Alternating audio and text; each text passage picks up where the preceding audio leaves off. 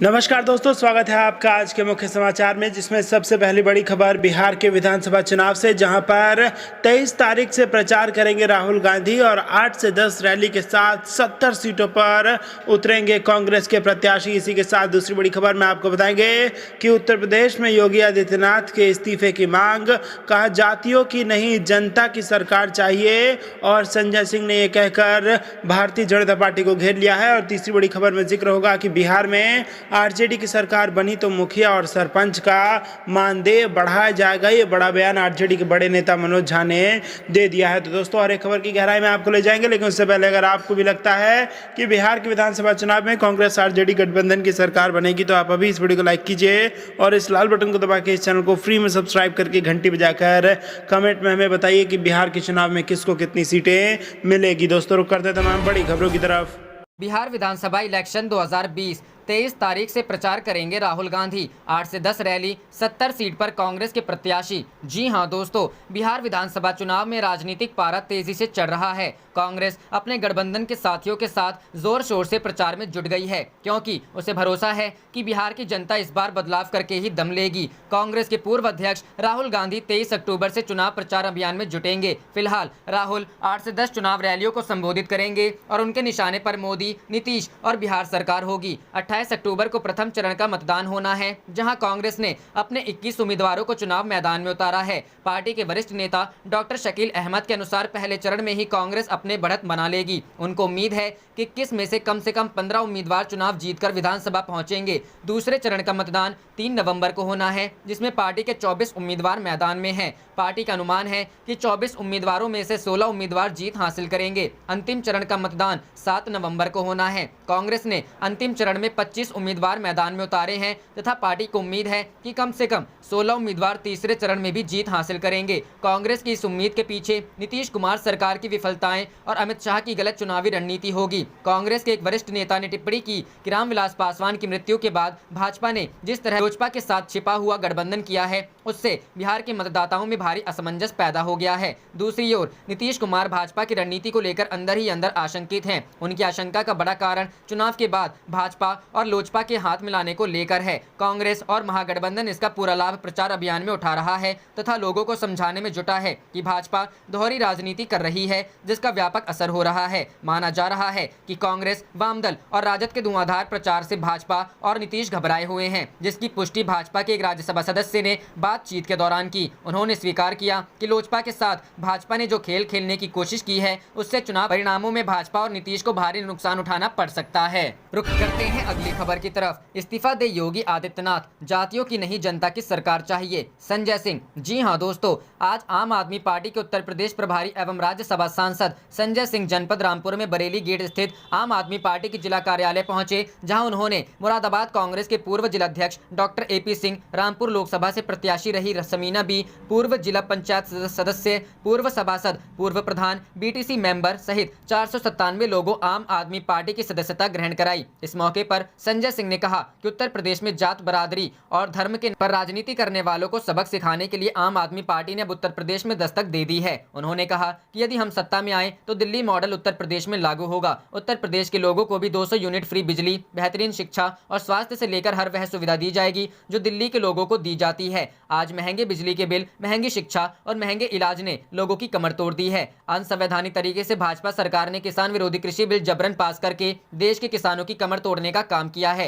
हाथरस में सरकार अपराधियों को बचाने में लगी है। हम महसूस कर रहे हैं पीड़ित परिवार की जान खतरे में है। योगी सरकार उस परिवार को सुरक्षा नहीं दे पा रही है, इसलिए मैं पीड़ित परिवार को अपने दिल्ली स्थित आवास पर रखना चाहता हूं, जिसके लिए मैंने पीड़ित परिवार से फोन पर बात करके आग्रह भी किया है। हाथरस और बलिया में अपराधियों की जात दिखाकर सरकार उन्हें बचाने के प्रयास में है। देश यह याद रखेगा कि कोरोना संकट के वक्त जब लोग अपनी जान गंवा रहे थे, तब मोदी और योगी सरकार शमशान में दलीली पर कोरोना घोटाले में लगी थी। हम मांग करते हैं नैतिकता के आधार पर इस्तीफा दे योगी आदित्यनाथ। इस मौके पर आप प्रदेश उपाध्यक्ष फैसल खान लाला ने कहा कि उत्तर प्रदेश में कानून नाम की कोई चीज नहीं है। महिलाएं भाजपा भाजपा सरकार में अपने आप को असुरक्षित महसूस कर रही हैं। उत्तर प्रदेश में अपराधियों के हौसले बुलंद हैं। बेखौफ अपराधी महिलाओं और मासूम बच्चियों को अपनी दरिंदगी का शिकार बना रहे हैं। इसलिए अब लोग आम आदमी पार्टी की सरकार उत्तर प्रदेश में बनाना चाहते हैं। एक ऐसी सरकार जो फ्री बस, फ्री इलाज, फ्री शिक्षा, फ्री बिजली सहित महिलाओं को सुरक्षा की गारंटी दे सके। इस मौके पर युवा प्रदेश अध्यक्ष फैसल वारसी, आशा प्रकोष्ठ के प्रदेश अध्यक्ष शकील मलिक, जिला अध्यक्ष अंसार अहमद, महिला जिलाध्यक्ष नरगिस खान, SC ST प्रकोष्ठ के जिलाध्यक्ष अविनाश तपन ने अपने संबोधन में भाजपा सरकार पर जोरदार हमला बोला। कार्यक्रम की अध्यक्षता साजिद खान ने की। संचालन विधानसभा अध्यक्ष हुमायूं खान लाला ने किया। रुख करते हैं अगली खबर की तरफ। बिहार में RJD की सरकार बनी तो मुखिया और सरपंच का मानदेय बढ़ेगा, मनोज झा। जी हां दोस्तों, राजद के राज्यसभा सांसद और मुख्य प्रवक्ता मनोज झा ने कहा है कि बिहार में राजद की सरकार बनी तो मुखिया और सरपंच का मानदेय बढ़ेगा। मनोज झा आगे कहा कि मुख्यमंत्री नीतीश कुमार चुनाव प्रचार के दौरान जिस भाषा का प्रयोग कर रहे हैं वह बिहार का संस्कार नहीं है। राजधानी पटना में आयोजित प्रेस कॉन्फ्रेंस के दौरान उन्होंने ये बातें कही। उन्होंने कहा कि राजद की सरकार बनने के बाद एस्टीमेट घोटाले की जाँच कराई जाएगी। वहीं दूसरी ओर उप मुख्यमंत्री सुशील कुमार मोदी ने नक्सलवाद को लेकर राजद को घेरा। अपने ट्वीट में उन्होंने कहा कि लालू राबड़ी राज में जो वामपंथी किसानों की जमीन कब्जा करते थे, उनकी फसलें जबरन काट ले जाते थे और वर्ग संघर्ष के नाम पर हत्याएं करते थे, उन पर एनडीए शासन ने सख्ती से लगाम लगाई थी। कहा कि अब राजद ने वामपंथी दलों को 28 सीटें देकर साफ कर दिया है कि महागठबंधन किनकी बंदूकों को अपना कंधा इस्तेमाल करने देना चाहता है। मोदी ने कहा कि राजद शासन में बिहार के 38 में से 32 जिले नक्सली उग्रवाद से त्रस्त थे। एनडीए सरकार ने एक तरफ ऑपरेशन ग्रीन हंट जैसे अभियान चलाकर नक्सली हिंसा के फन कुचले तो दूसरी तरफ विकास की रफ्तार तेज कर लोगों को भय, भूख, बेरोजगारी से बचाने की कोशिश की। कहा कि राजद फिर से उनका लाल आतंक लौटाना चाहता है। उन्होंने कहा कि तेजस्वी प्रसाद यादव ने विपक्ष के नेता जैसे संवैधानिक पद की मर्यादा का भी कभी ध्यान नहीं रखा। कहा कि वे सदन से 33 दिनों तक स्पीकर को सूचित किए बिना गैर हाजिर रहे। आज जब वे लगातार सक्रिय मुख्यमंत्री के जीवित रहने सार्थकता पर सवाल उठा रहे हैं तो क्या यही सवाल है वे अपने सजायाफ्ता पिता लालू प्रसाद के बारे में भी उठाएंगे। सीएम की सभा में शख्स ने नीतीश कुमार चोर है का नारा लगाया, फिर मुख्यमंत्री ने कही यह बात। जी हां दोस्तों, सूबे के मुखिया नीतीश कुमार इन दिनों बिहार विधानसभा चुनाव के मद्देनजर लगातार चुनावी सभा संबोधित कर रहे हैं। इसी क्रम में सोमवार को वे एनडीए प्रत्याशी के पक्ष में चुनाव प्रचार करने के लिए औरंगाबाद के रफीगंज विधानसभा क्षेत्र पहुंचे थे, जहां वे एनडीए प्रत्याशी के पक्ष में चुनावी सभा संबोधित कर रहे थे। इसी दौरान जनसभा में मौजूद एक व्यक्ति अचानक आक्रोशित हो गया और जोर शोर से नीतीश कुमार चोर है का नारा लगाने लगा। इधर मुख्यमंत्री की सभा इस तरह की हरकत के बाद अफरा तफरी का माहौल हो गया। पुलिस या जेडीयू के निवर्तमान विधायक अशोक कुमार सिंह के समर्थक कुछ समझते तब तक शख्स चोर शब्द का उच्चारण काफी देर तक करता रहा। युवक का आक्रोश को देखकर पुलिस हरकत में आई और उसे पकड़ लिया। इधर जनसभा में युवक को हंगामा करता देख मुख्यमंत्री नीतीश कुमार ने वहां खड़े पुलिसकर्मियों से उस व्यक्ति के हाथ में रखे पर्चे को देखने को कहा। साथ ही साथ मीडिया से भी अपील की कि पहले यह देख लिया जाए कि हंगामा कर रहे व्यक्ति ने अपने हाथों में जो आवेदन ले रखा है वह क्या है, उस पर त्वरित कार्रवाई की जाएगी। रुक करते हैं अगली खबर की तरफ। पप्पू यादव को लगा बड़ा झटका, 11 उम्मीदवारों का नामांकन रद्द। जी हां दोस्तों, बिहार विधानसभा चुनाव में मतदान से पहले ही जन अधिकार पार्टी के राष्ट्रीय अध्यक्ष और प्रगतिशील लोकतांत्रिक गठबंधन के संयोजक राजेश रंजन उर्फ पप्पू यादव को एक बड़ा झटका लगा है। जन अधिकार पार्टी के 11 उम्मीदवारों का नामांकन रद्द कर दिया गया है। उन्होंने इसे एक राजनीतिक साजिश करार दिया है। इसके साथ ही सोमवार को तीसरे चरण के लिए 49 उम्मीदवारों की सूची भी उन्होंने जारी की। इस खबर में नीचे पूरी लिस्ट दी हुई है। जन अधिकार पार्टी के 11 उम्मीदवारों का नामांकन रद्द किए जाने के बाद पीडीए के संयोजक राजेश रंजन उर्फ पप्पू यादव ने कहा कि यह सब एक सोची समझी साजिश के तहत किया गया है। पप्पू यादव ने बरौली और हाजीपुर से अपने उम्मीदवारों का नामांकन रद्द किए जाने को बेहद दुर्भाग्यपूर्ण बताया। उन्होंने कहा कि रानी चौबे और विजय नारायण सिंह जीतने वाले उम्मीदवार थे और उनका नामांकन रद्द होना उनके लिए हतप्रभ करने वाला है। पीडीए ने सामाजिक और शैक्षणिक योग्यताओं को ध्यान में रखकर उम्मीदवारों का समायोजन किया था, परंतु नामांकन रद्द होने से वे बेहद दुखी हैं। इस अवसर पर पीडीए के संयोजक ने विधानसभा चुनाव के तीसरे चरण के लिए 49 उम्मीदवारों की सूची भी जारी की। उन्होंने बताया कि तीसरे चरण में भीम आर्मी के 23 और एसडीपीआई के 15 उम्मीदवार होंगे। पप्पू यादव ने कहा कि पीडीए को प्रदेश के हर वर्ग का समर्थन मिल रहा है। बिहार नोनिया संघ व समाज की ओर से भी पीडीए को समर्थन देने की घोषणा की गई है।